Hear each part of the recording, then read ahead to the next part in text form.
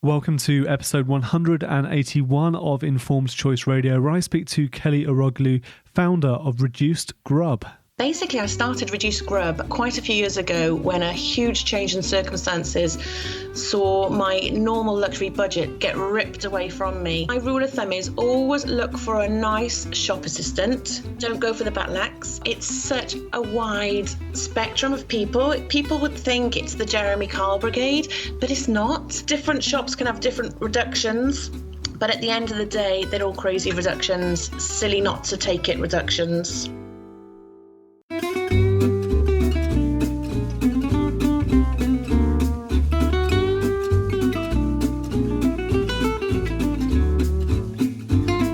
Sundial House Studios in Cranley, welcome to Informed Choice Radio.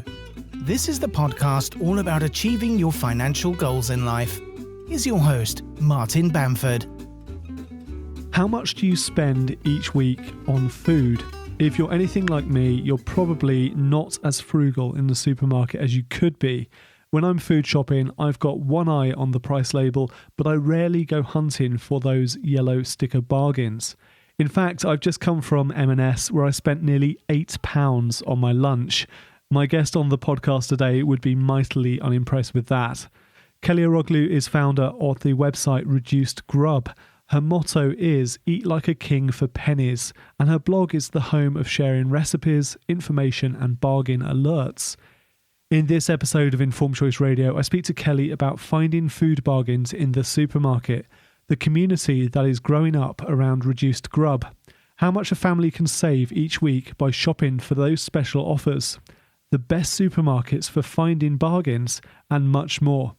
You can find the show notes, full transcript, and useful links for this episode at icradio.co.uk. If you enjoy listening, please do let me know on Twitter at Martin Bamford. Please say thank you to Kelly on Twitter too, where you can find her at ReducedGrub1. Welcome to Reduced Grub with Kelly Eroglu in episode 181 of Informed Choice Radio. Kelly, thank you so much for joining us on Informed Choice Radio today. Could I start by asking you a little bit about your background and what inspired you to start Reduced Grub?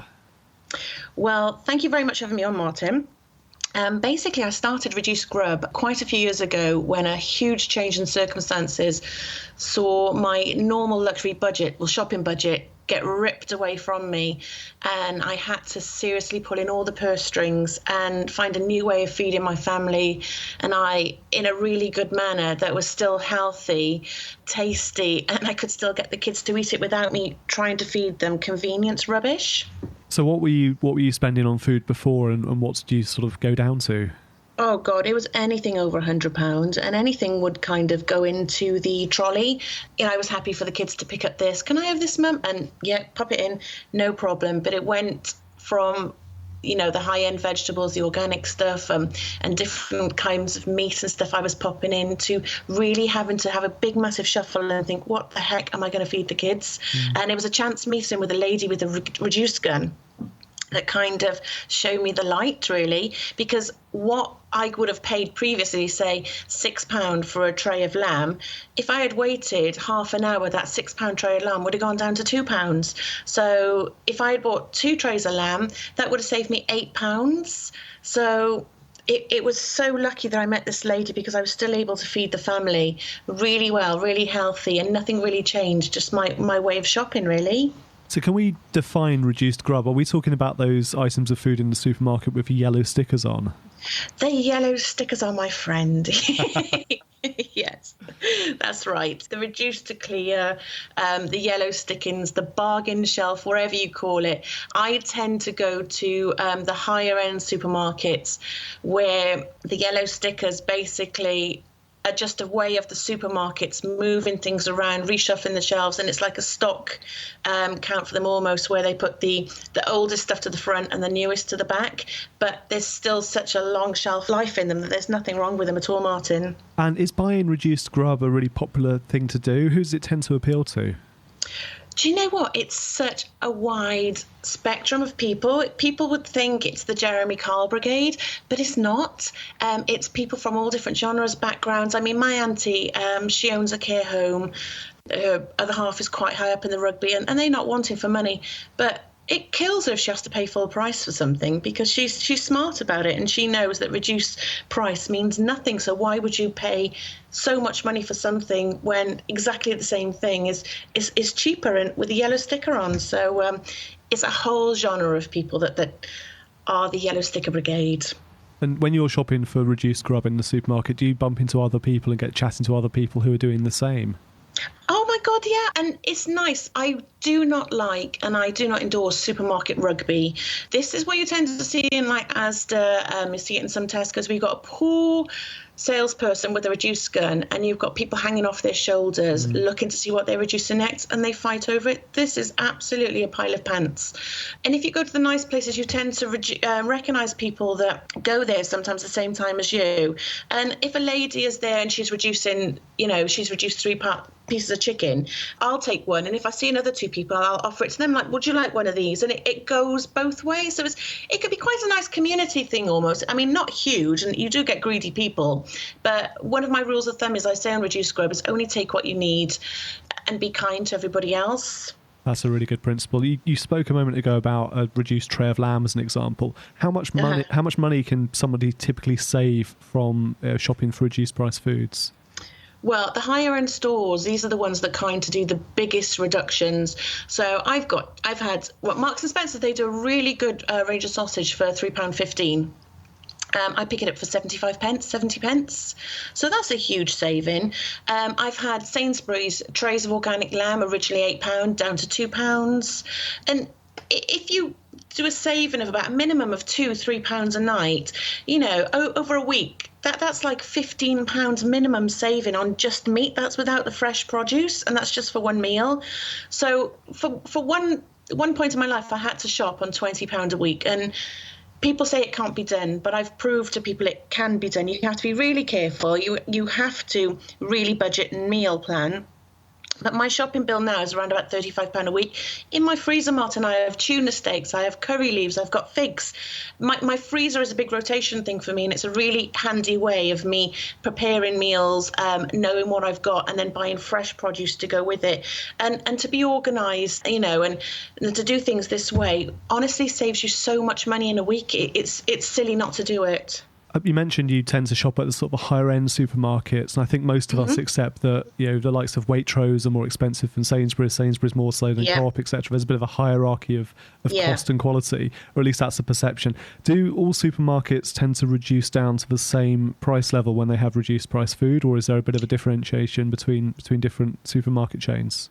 I think every supermarket is slightly different. As for example, Marks and Spencer's, they have 3 waves of reductions. The first is in the morning, where they reduce things about 10%. The second is mid-afternoon, when they reduce it by about 30%. And the crazy reductions, about 70 or 90%, then are later on in the day. Other supermarkets, maybe Co-op, I'm not too sure. They tend to reduce it for about 10%, and then they maybe skip the middle one and go straight to the big one. Some different stores have different pricing. It's not all generic, but the higher end supermarkets tend to do the best reductions. But then Sainsbury's, Tesco's, Asda, they'll reduce like a pack of ready-made vegetables down to 5 pence, 2 pence, 8 pence. So different shops can have different reductions, but at the end of the day, they're all crazy reductions, silly not to take it reductions.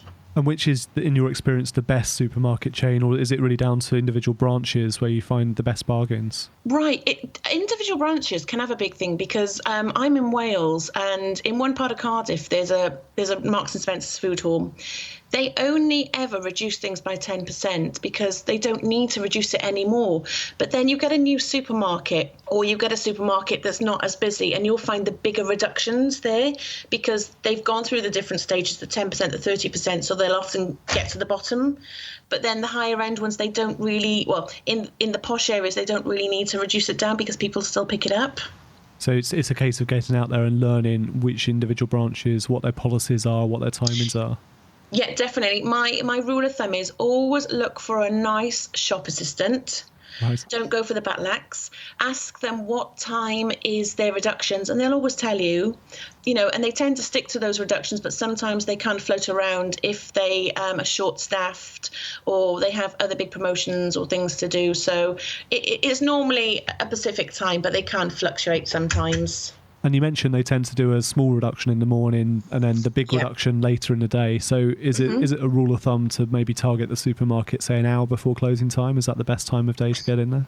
Oh, gosh, I always say an hour. Sunday is the best. Sunday, when most stores close at 4 o'clock, if you go about 3 o'clock, you get some amazing bargains. I mean, I went to Waitrose in Abergavenny recently and I picked up, I think it's Prince Charles's brand, organic chicken breasts. They were like originally £7 and I picked them up for 90 pence. Wow. Yeah, and some of the meals I've managed to make out of it are fantastic. But a really good tip is if you see any new supermarkets that's opened up by you, they can't get the stock right, so they overstock. And you'll find so many bargains there because they haven't got a system of working out how much chickens they generally sell, how many, joints of beef they sell. So they kind of go for the huge amount of food, and then it all gets reduced then at the end of the day, or a Tuesday where they've come to the end of the weekend, and that's where they sell a lot of this stuff as well. That's a really good tip. So what's the cheapest meal you've cooked using Reduced Grub, and how many does it serve? Because I know on your website you share lots of recipe ideas and sort of examples of what you've done. Website? I have a good browse through. I've been inspired. Well done. Well, I've made so many different ones. One recently was pumpkin curry, because after Halloween, there's so many pumpkins around in the supermarkets to sell them off for 10 pence. Pumpkin is an absolutely gorgeous vegetable. You've got so much flesh inside, which is really nutritionally sound. You can put it into a sweet pie, or you can make I done curry. So I got some mince that was reduced, some lamb mince I think it was, and I roasted the pumpkin, mixed it all together, some nice ginger, soy sauce, and I had a fantastic curry, and I think it was about 50 pence each. That's incredible. Yeah, and this is meals that, on a family. There's 4 of us and 5 on a weekend because my stepson comes over, and this feeds us with often a portion left over. I've had a lot of people contact me and say, your portions are princess sizes. Well, I can guarantee my other half doesn't eat like a princess. He eats like Desperate Dan, and there's always enough for us. And I've got different ways of bulking out the food, whether it be adding lentils or doing a big side salad with it. I think portion control is maybe something us Brits need to look at. Absolutely. Well, that pumpkin tip's a great one. I'm going to be looking out for cheap pumpkins in November this year for sure. You mentioned at the start one of the motivations was making sure your family could eat a healthy and varied diet. So what difference does that make? Shopping for Reduced Grub, what difference does it make to a typical family diet in terms of quality and health?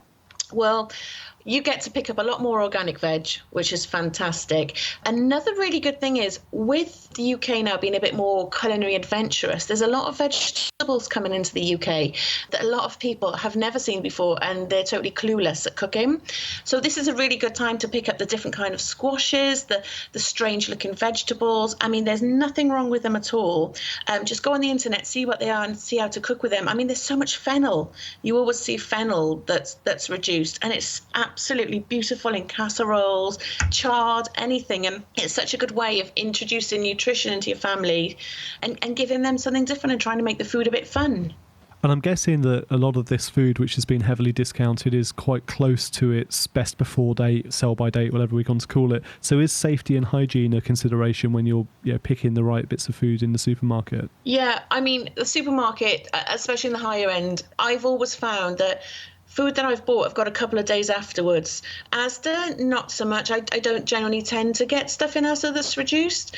But a really good rule of thumb is if it doesn't look right or if it doesn't smell right, bin it. Stick by, sell by, use by dates, because they're there for a reason, basically. Yeah, that's a good tip. So, Kelly, thanks for coming on to our podcast today. Where can our listeners find out a bit more about you, and where can they visit your website? Well, my website is www.reducedgrub.com. I've got so many recipes on there. I've started catering for gluten-free. I've just done the most amazing gluten-free pancakes for Shrove Tuesday. I've got everything on there. I'm on Pinterest as Reduced Grub. I'm on Twitter, and I'm also on Facebook. My Facebook page has got quite a nice community where different people put different comments and tips, and that's a nice thing to join. And it's called Reduced Grub. Fab. We'll make sure we put links to all of those in the show notes too. Thank you very much, Martin. You're welcome. Thanks for your time today. I really appreciate it.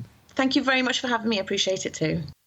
thank you to Kelly for appearing as a guest on Informed Choice Radio today. I don't know about you, but this one is going to change my food shopping habits. No more £8 lunches in Marks and Spencer's, definitely more bargain hunting and looking for those yellow stickers to find Reduced Grub. I'll also be making plenty of pumpkin soup after Halloween is over this autumn. What was your favourite part of that conversation? Do let me know on Twitter at Martin Bamford or in the comments section in the show notes for this episode, which you can find at icradio.co.uk. That's also where you can find useful links and the full transcript for this episode.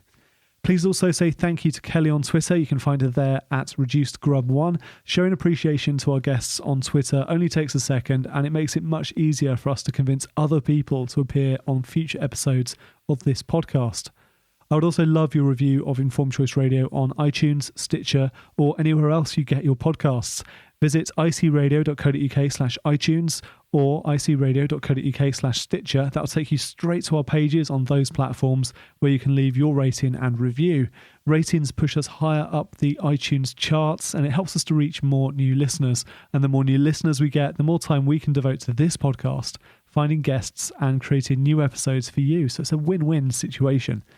Thank you for listening to this episode, and thank you for your continued support of this podcast.